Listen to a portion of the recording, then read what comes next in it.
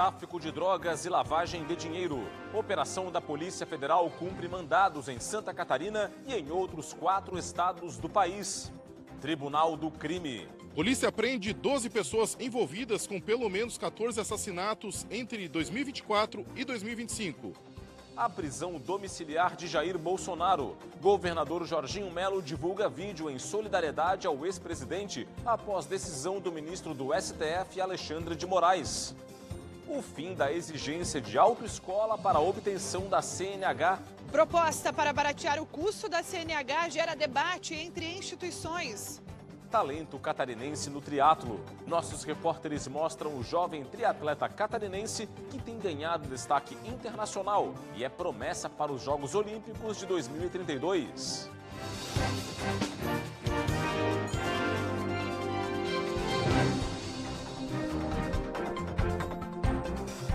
Olá, uma boa noite para você. A gente abre o Band Cidade nesta terça-feira com o combate ao tráfico de drogas. A Polícia Federal deflagrou hoje uma operação para desarticular facções criminosas ligadas ao tráfico e também à lavagem de dinheiro. Desde as primeiras horas da manhã, 35 mandados de busca e apreensão estão sendo cumpridos em cidades de Santa Catarina, Paraná, Rio Grande do Sul, São Paulo, Goiás e Mato Grosso do Sul. Em Santa Catarina, há ações em Criciúma, Içara, Tubarão, Grande Florianópolis, Itapema, Balneário Camboriú, São Francisco do Sul, Campo Alegre e Penha. As investigações começaram em setembro do ano passado, após a prisão de um condenado da Operação Trinca de Ases, que estava foragido e usava documentos falsos no interior de São Paulo. Em abril deste ano, um integrante do mesmo esquema criminoso foi preso em flagrante, transportando 33 quilos de cocaína. No decorrer das apurações, os policiais identificaram uma complexa rede de pessoas físicas e jurídicas para movimentar dinheiro de origem ilícita. A Justiça determinou o sequestro de bens e valores dos investigados e de empresas ligadas a eles, totalizando 35 milhões de reais. Esses bens e valores apreendidos ficarão à disposição da Justiça, que, concordando que se trata de bens adquiridos com atividade ilícita, irá fazer o leilão na época propícia. Em Joinville, a Polícia Civil prendeu 10 pessoas envolvidas com uma facção criminosa que é acusada de uma série de assassinatos. A operação foi realizada na manhã desta terça-feira para desarticular uma facção criminosa que atua na região. Ao todo, 12 criminosos foram presos preventivamente por participação direta em 14 homicídios praticados em Joinville entre fevereiro de 2024 e julho deste ano. As investigações iniciaram em abril do ano passado, após um adolescente de 17 anos de idade ser sequestrado em uma casa noturna aqui de Joinville. O corpo do adolescente nunca foi encontrado, mas há indícios de que ele foi torturado e morto. 10 criminosos envolvidos neste crime já foram presos, mas ainda faltava a prisão dos líderes, os responsáveis pelo chamado Tribunal do Crime.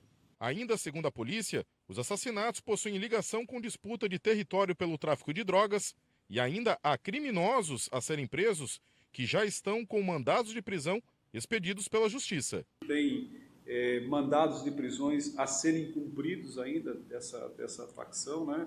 Eles têm alguns alvos que nós, nas diligências na manhã de hoje, que a gente já sabia que não estão na comarca de Joinville, então a gente com certeza vai conseguir alcançá-los aí nos próximos dias. Já o Grupo Especial de Combate ao Crime Organizado, o GAECO, deflagrou a Operação Via Clandestina para combater crimes contra a administração pública.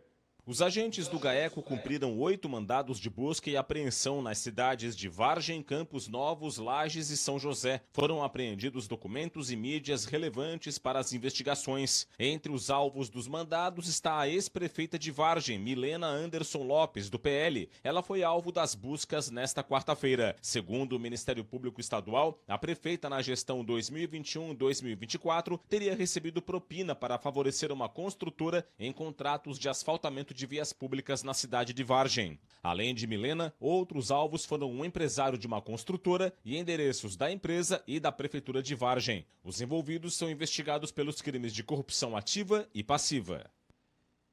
Em fevereiro deste ano, a ex-prefeita de Vargem, Milena Anderson Lopes, do PL, foi nomeada secretária estadual adjunta de assistência social.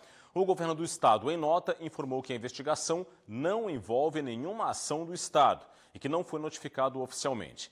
Milena é ex-presidente da Federação Catarinense de Municípios, que informou em nota que a ação não tem a ver com a federação e que não vai se manifestar.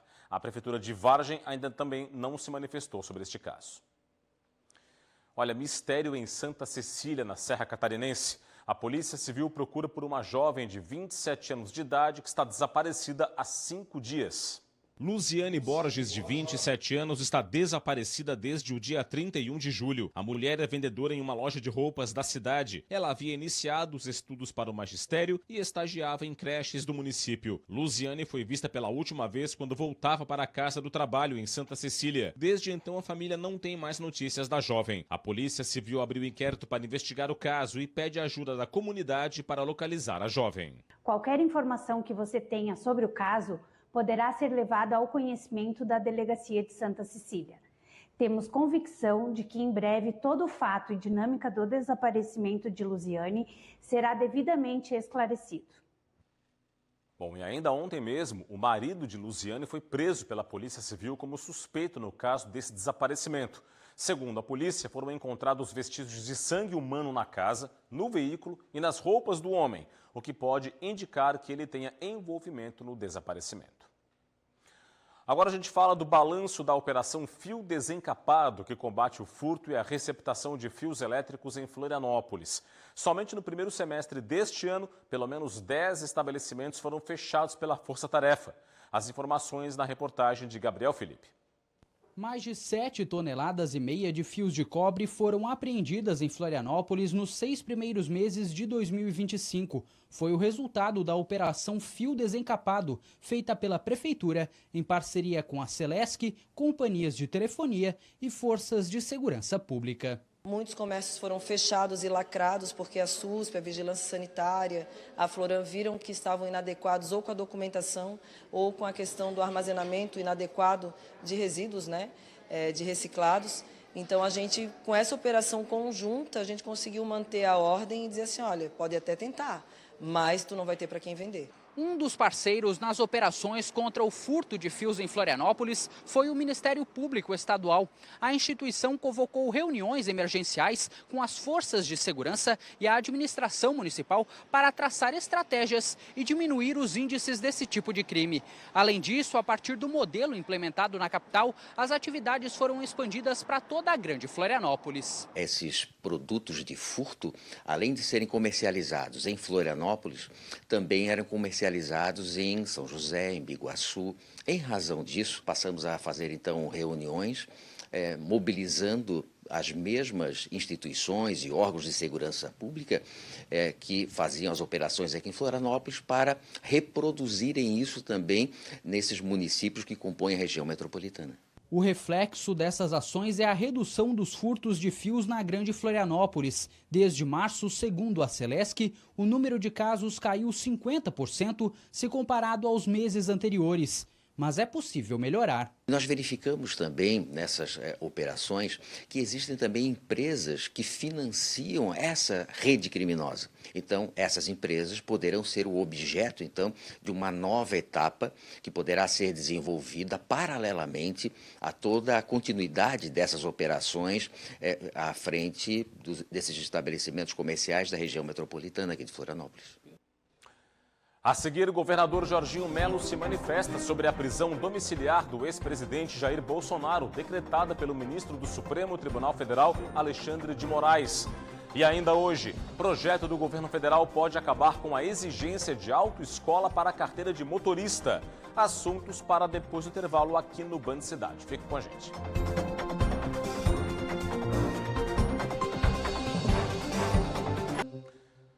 O governador Jorginho Melo se manifestou hoje pela primeira vez sobre a prisão domiciliar do ex-presidente Jair Bolsonaro, decretada pelo ministro do Supremo Tribunal Federal, Alexandre de Moraes. Em um vídeo divulgado nas redes sociais, Jorginho Melo manifestou solidariedade ao ex-presidente da República e pediu pacificação institucional no Brasil. O presidente Bolsonaro tem a minha solidariedade e o povo brasileiro está do seu lado. O senhor não fez crime nenhum, o senhor não usou dinheiro público, o senhor não desviou dinheiro público. O Brasil precisa de paz. Jair Bolsonaro teve a prisão domiciliar decretada nesta segunda-feira.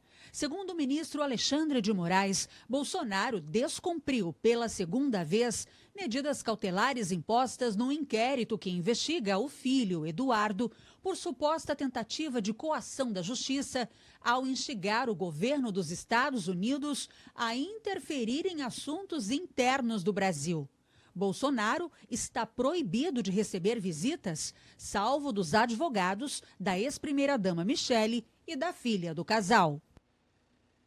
Para aprofundar esse assunto aqui no Band Cidade, Cláudio Prisco Paraíso comigo aqui no estúdio. Prisco, boa noite, tudo bem? Tudo bem, Rodrigo. Prisco, a gente viu agora o governador Jorginho Melo se manifestando, outros governadores também se manifestaram, ou seja, repercutiu a prisão domiciliar de Bolsonaro, não é? Muito, inclusive dentro do próprio Supremo Tribunal Federal, Rodrigo, que está literalmente rachado. Ministros incomodados com a prisão domiciliar porque sem sustentação legal, forçação de barra de Alexandre de Moraes, repercussão negativa também no governo Lula. Hoje o Congresso retoma suas atividades completamente paralisado e os governadores vieram em defesa do ex-presidente. Confira. Não é prendendo o maior líder de direita dos últimos anos do Brasil que nós vamos consertar e que nós vamos restabelecer a paz. A chapa está muito quente. As instituições precisam, de uma vez por todas, acalmar esse jogo. Quando fere liberdades individuais, a coisa fica muito séria. O Brasil precisa voltar a crescer. A insegurança campeia. Tarcísio de Freitas, do governo paulista, também se manifestou. A prisão do Bolsonaro é um absurdo. A verdade é que Bolsonaro foi julgado e condenado muito antes de tudo começar. Uma tentativa de golpe que não aconteceu, um crime que não existiu e acusações que ninguém consegue provar. Vale a pena acabar com a democracia sob pretexto de salvá-la? Além desses dois, outros 3 também se manifestaram. Vamos lá. Ronaldo Caiado, Romeu Zema e Ratinho Júnior, todos presidenciáveis em 2026. Próximo telão. E aqui nós temos Carol Detone e Trovão, Zé Trovão. Veja, o PL de Santa Catarina elegeu 6 em 22. Hoje conta com 5. 4 deles estavam hoje em Brasília. Vamos no próximo telão. Além de Carol e Trovão, também Daniela Rainer, mais uma. Vamos? E, finalmente, Daniel Freitas, 4 do PL. Inclusive, hoje, tanto as mesas da Câmara quanto do Senado foram ocupadas por deputados conservadores e garantiram, não tem sessão, não tem pauta enquanto os presidentes do Senado, Davi Alcolumbre, e da Câmara, Hugo Mota, não tomarem uma decisão. Hugo colocando a anistia em votação. Alcolumbre colocando em votação pedido de impeachment do ministro Alexandre de Moraes. Próximo telão. E aí nós vamos para Joinville, um novo assunto. Rodrigo Coelho, que já foi deputado federal, vice-prefeito de Joinville, assinou ficha ontem no MDB. Próximo telão. E lá estavam Baleia Rossi, presidente nacional do MDB, e também Carlos Chiodini, secretário da Agricultura, federal licenciado e presidente do partido em Santa Catarina. E Ivete Apel da Silveira. Faltam 2 ou 3 votos para que o pedido de impeachment contra Alexandre de Moraes chegue aos 41 senadores. E ela é a única catarinense que ainda não subscreveu, assim como já fizeram Esperidião Amin e Jorge Seife. Próximo telão. E aqui está a Associação Comercial e Industrial de Florianópolis se posicionando. e cobrando uma atitude de Ivete Apel da Silveira. Daqui para frente, considerando o perfil conservador do eleitorado catarinense, a senadora será fortemente pressionada, não apenas por políticos e pela classe empresarial, Rodrigo, mas também pelo eleitorado catarinense. Obrigado, Prisco, pelas informações. Até amanhã. Até amanhã, boa noite. Mudando de assunto, um vereador de Massaranduba, no norte do estado, passou mal e caiu durante um discurso na tribuna da Câmara Municipal. O caso ocorreu nesta segunda-feira. A sessão já se desenrolava por 2 horas quando o vereador José Osni Ronque, do PP, subiu à tribuna da Câmara para discursar sobre a retirada de vigilantes das escolas. Pouco tempo depois, ele colocou a mão no peito antes de cair. O vereador foi socorrido pelos colegas até a chegada dos bombeiros. Ronque foi levado para o hospital, recebeu atendimento, teve alta e se recupera em casa. O vereador informou que teve um pico de pressão arterial. Segundo a filha, o parlamentar passa bem. Economia no Band Cidade. A inflação medida pela Isagildesc da capital catarinense teve alta em julho, mas o percentual foi o menor do ano até agora. Vamos ver aqui os dados no nosso telão. Vamos a eles. Em julho, o custo de vida em Florianópolis registrou uma alta de 0,30%, de acordo com a Isagildesc. O resultado indicou uma queda de 0,12 ponto percentual frente a junho e uma queda ainda maior, 0,16 ponto percentual, frente ao indicador de julho do ano passado, ou seja, um ritmo de desaceleração. Nos 7 primeiros meses do ano, a inflação na capital acumula uma alta de 4,27%, e nos últimos 12 meses até julho, a alta de 6,81%. Quando se olha para os setores pesquisados, a maior alta foi na área de saúde, vai aparecer para a gente aqui, 3,34%. Depois veio o setor de despesas pessoais, 0,67%, os itens de vestuário, 0,54%, e a alimentação, que é o item que mais pesa no indicador, aumentou 0,19%, puxada pela alimentação fora de casa.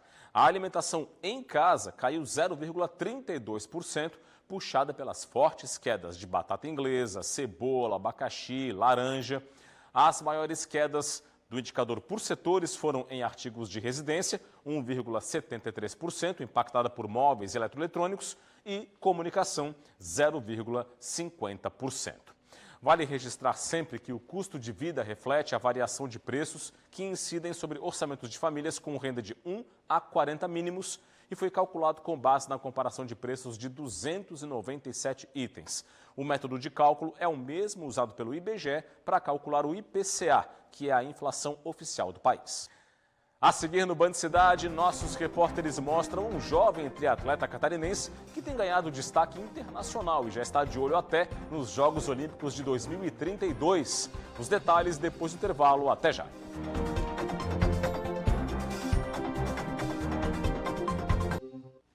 Estamos de volta com o Band Cidade, passadinha no portal TVBV Online para os destaques do momento. Companheiro de mulher desaparecida, você viu ali na foto, né? Daqui a pouco eu falo mais. Seleção Sub-17 faz 2 amistosos em Santa Catarina em agosto. Gabriel Bortoleto, substituto do heptacampeão Lewis Hamilton na Ferrari. Olha só, hein? Tá aqui, companheiro de mulher desaparecida é preso com vestígios de sangue. Falamos disso hoje aqui no Band Cidade. Tem também, pediatras pedem aprovação de lei com licença paternidade de 1 mês. Destaque também do portal. Coluna do Léo Coelho, CEPOM recebe certificado nacional por excelência na gestão de indicadores em UTI. E tem aqui também, bombeiros são chamados para resgatar corpo em rio e encontram manequim, veja só. E aqui, um estudo projeta aumento de 36% em mortes por câncer coloretal até 2040. Tudo isso e muito mais, além dos nossos colunistas, você confere no portal TVBV Online. Basta acessar o portal a partir do QR Code que está na sua tela. Olha, um projeto do governo federal pode acabar com a obrigatoriedade das autoescolas para tirar a carteira de motorista. A proposta já tem gerado polêmica. Poder dirigir por aí habilitado é o desejo de muita gente. Só que para tirar a carteira de motorista, o processo é burocrático e caro, passa dos R$3.000. O candidato precisa ter mais de 18 anos, saber ler e escrever, frequentar 45 horas de aulas teóricas e ser aprovado nas provas teórica e prática. O novo projeto quer acabar com a obrigatoriedade de frequentar autoescolas para tirar a CNH nas categorias A e B, ou seja, motos e carros. É uma política pública que vai ajudar muito as pessoas na questão financeira e também de gerenciamento de tempo. A ideia é permitir que o candidato estude por conta própria, com apoio de materiais online gratuitos oferecidos pelos órgãos de trânsito ou contrate instrutores credenciados de forma independente. As aulas práticas também deixariam de ter uma carga horária mínima obrigatória. Segundo o governo, a proposta quer reduzir custos de quem vai tirar a carteira de motorista e ampliar o acesso à habilitação. Enquanto isso, outras instituições alertam para o risco de piora na qualidade da formação de novos motoristas e da segurança no trânsito. Nós somos favoráveis à desburocratização do processo de habilitação, sem prejudicar a qualidade da formação dos futuros condutores. A segurança no trânsito. O projeto ainda precisa ser amplamente discutido. Até lá, o debate continua. O governo federal lançou essa notícia de que gostaria de mudar o processo sem tramitar pela Câmara de Deputados, né? A gente não pode pensar só na questão do valor. É ótimo reduzir o valor? Podemos fazê-lo de outras formas. O governo federal tem mecanismos que pode fazer essa redução do custo para as autoescolas, mas sem tirar a qualidade da formação. 7h15, imagens do início de noite em Florianópolis, capital de todos os catarinenses. 15 graus é a temperatura neste momento, em destaque as pontes que fazem a ligação entre ilha e continente. Tráfego um pouco mais intenso neste momento na ponte Colombo Salles. Chove fraco nesse momento aqui em Florianópolis. E um jovem catarinense tem colecionado medalhas no triatlo. Aos 15 anos, ele já é considerado uma das grandes promessas do esporte mundial. O repórter Matheus Tizen foi conhecer esse talentoso triatleta, que tem muito futuro. Olha só.